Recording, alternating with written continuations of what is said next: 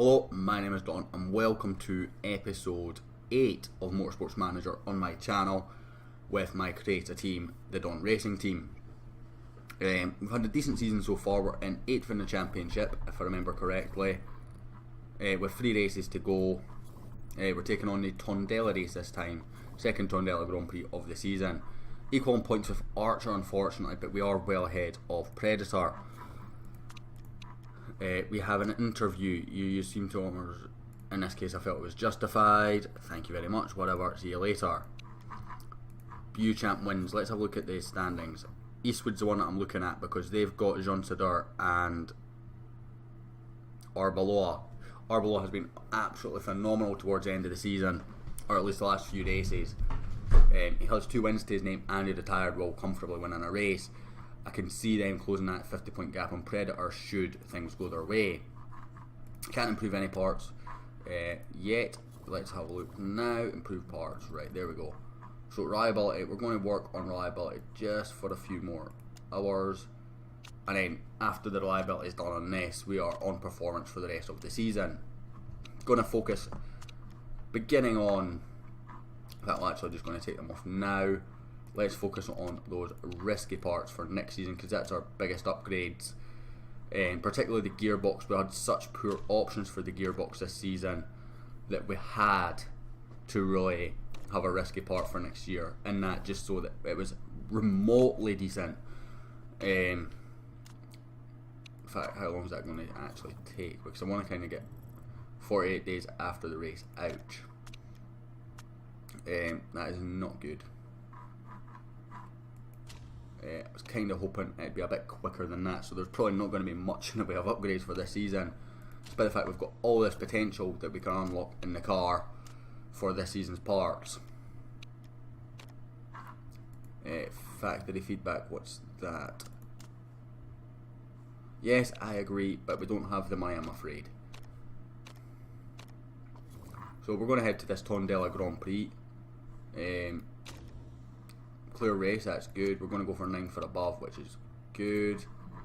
Fit parts, just make sure everything is in order.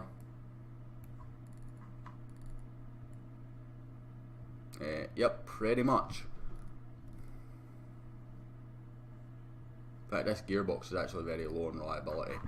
Let's go and fix that and stick it on just now. We'll stick that on like so. It's not that one, it's that one. No, it's that one that we want. There we go. Still not ideal, but we really want to unlock this performance, but we're just not doing it, unfortunately. Anyway, I'm going to go away, get practice done, and I'll be back after practice, guys. So we're just finishing practice, we're just waiting on Gomez, who at the fastest time finishing his lap. We're got level 3 for race trim and level 2 for soft tyres. Sadly, it was a rain in at the start, we couldn't quite get that level 3, but that's fine because that means we're the only ones that actually ran soft tyres. So as long as it's a dry race, which it said it was, clearly isn't, then we were in better shape than everyone else.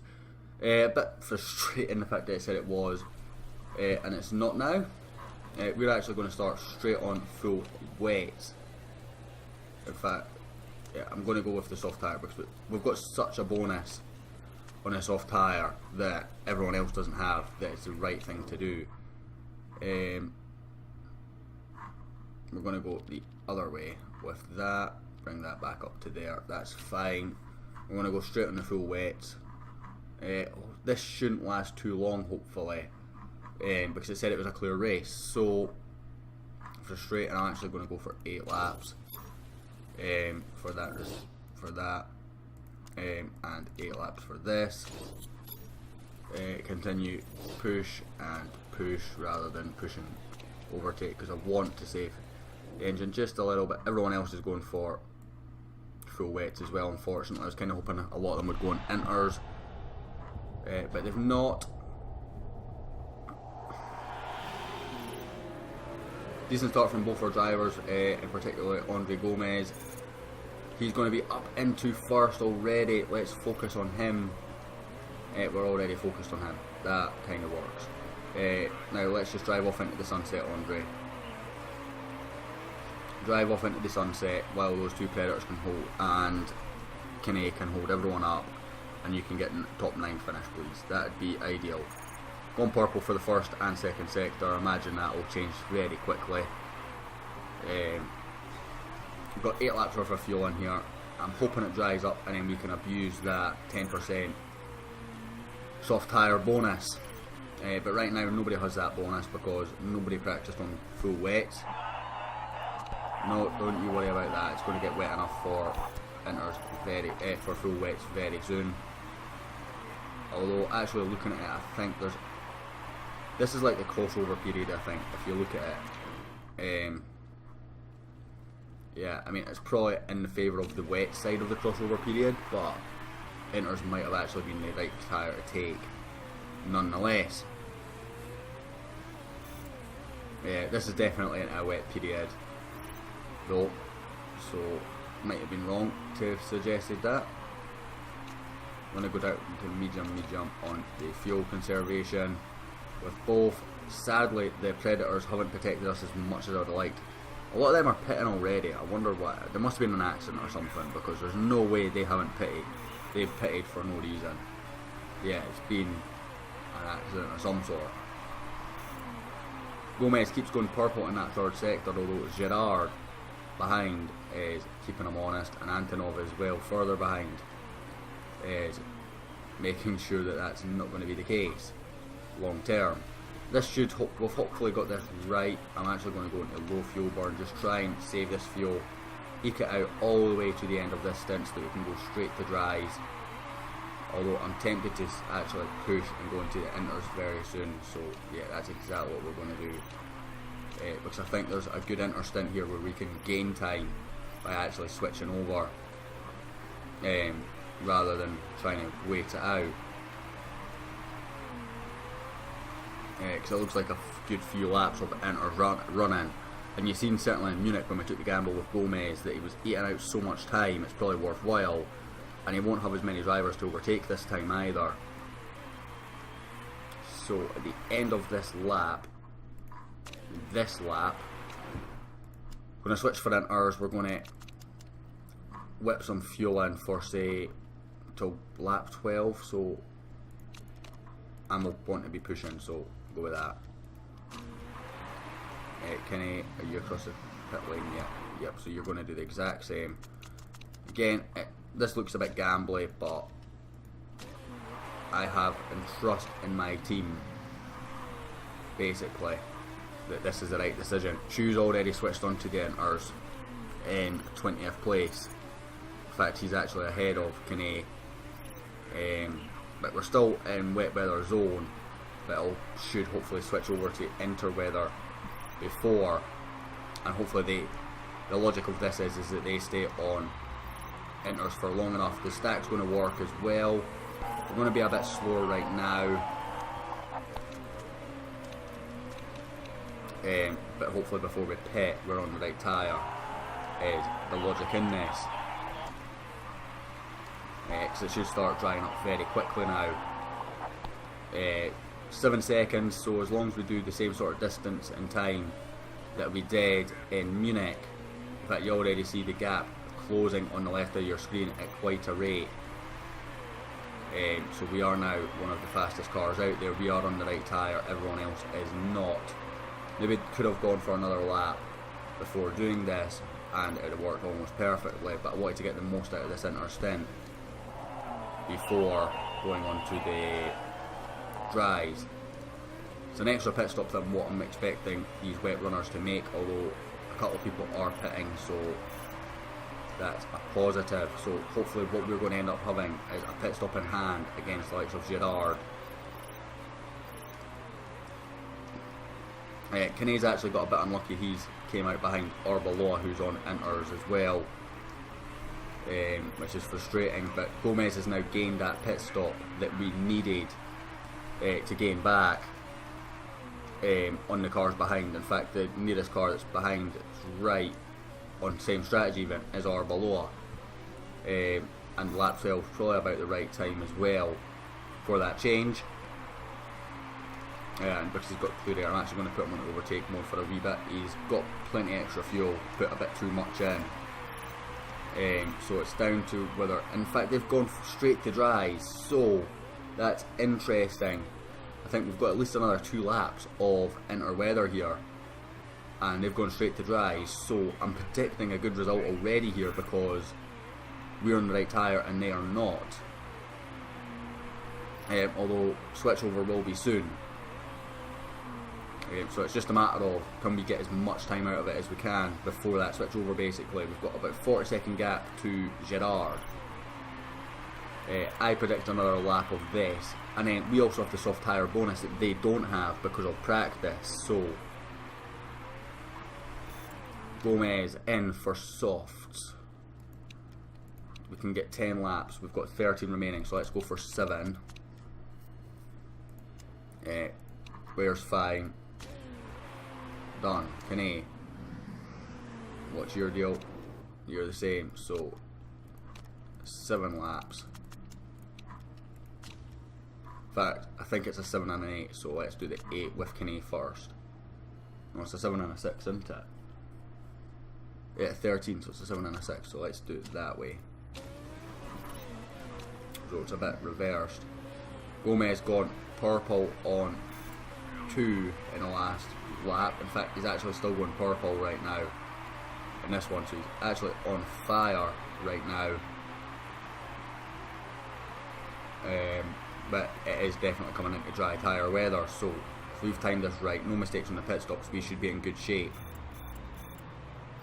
Good pit stop from Gomez. Arbeloa did not pit, that's interesting. I think this puts us in great shape for this race. Despite the fact we've got the much slower car, we should now start closing in on Arbeloa at a fairly decent rate because it's definitely leaning to the dry side of this changeover. Kenny's got a bit unlucky coming out behind Gerard again, only a second behind, but nonetheless still behind. And we are now on to our bonus time. Gomez is going to come out well ahead of Arbeloa because he switched at the right time. Arbeloa stayed out for an extra lap. So we've got the strategy so perfect here, guys. At least in terms of getting to this stage of the Grand Prix. We need to pit about lap 19 on this car and 18 on Kane. So I think we've got this right. Sabado in 5th, his tyres are going to go before we even get close. So we've called this so right. We've got a 40-second gap to 9th, which is great. Now that will obviously reel in slowly throughout this race. But I think we might even have to make one less pit stop than them as well. I think they might have to stop twice. I might be wrong though. They might have got their stints correct. But definitely going with the extra pit stop. Going on to the inters was right. They went from wet straight to dries, which was way too early. And as a result of that, ourselves and Arbeloa gained more than anyone else. Which is great news for us. We're not actually getting quite the same boost from that plus 10% as what I was hoping, but it's meant that we're actually competitive rather than not competitive, which is interesting. You know, like we're not pulling away from anyone, but we're not getting caught rapidly.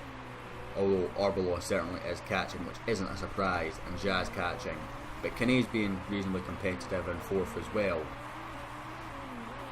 But we're going to focus on Kinney first. He's coming in at the end of the next lap. You've got 2 more, so you're actually going to go into medium fuel, so I've got to push a banker lap with you. Arbeloa's actually caught right up to him as well. So here we go. We're going to have plenty of fuel left, so attack, attack. We'll fuel you to the end on this set of softs.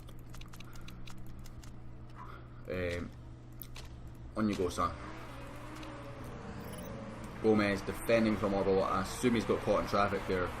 Gomez, that gap shredded so quickly, but nonetheless, 2nd would still be a very good result for us. I don't really mind that. What's the issue with the gearbox? That's the gearbox that needs reliability improvement still. Whoa. Okay, yeah, you're coming in, so that's fine. because you'll make that. You'll have plenty of fuel left, so let's go attack, overtake, pit again, pit for fresh softs. That's fine. I'm not even going to fix that gearbox, that's okay. Go for it. And you're going to come out on medium. Fine.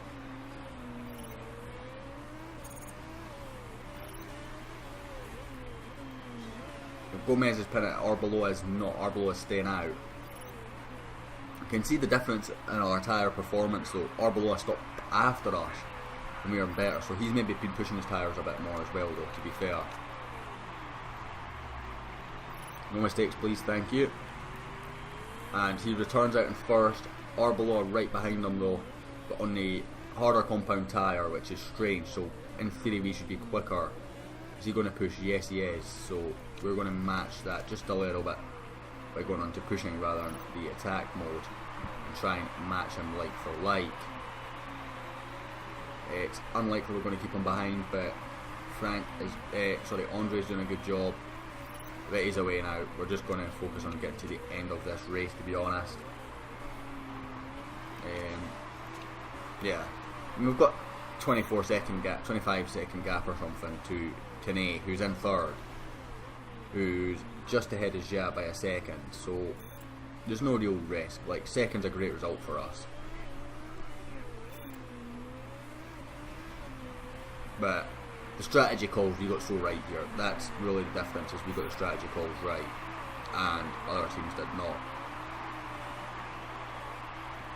Which is good news, because that means that if we're calling strategy right, that's us doing well, and we've got a much better result than what, you know, like, even regardless of how this goes, we've got a much better result than what we ever should have here. We've led near enough 20 laps of this Grand Prix just because we called strategy right.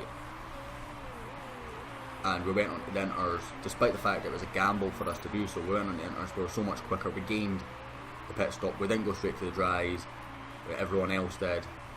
So we beat them strategy wise, which is good. Kane's actually doing a very good job of keeping Jia behind here. We're going to switch over to this fight because it'll be a bit more entertaining. I'm going to stick you onto low fuel. You've got so much of a gap that I think that's the way to go. Protect that gearbox for the last couple of laps. Kane's actually dropped down now behind Jia, which is unfortunate. Gomez will get reeled in by Jia. He's still 26 seconds ahead though. It should be too much of a gap for Jia to catch up on, pending this gearbox does not explode. One lap to go after this. What's it? 15%, okay.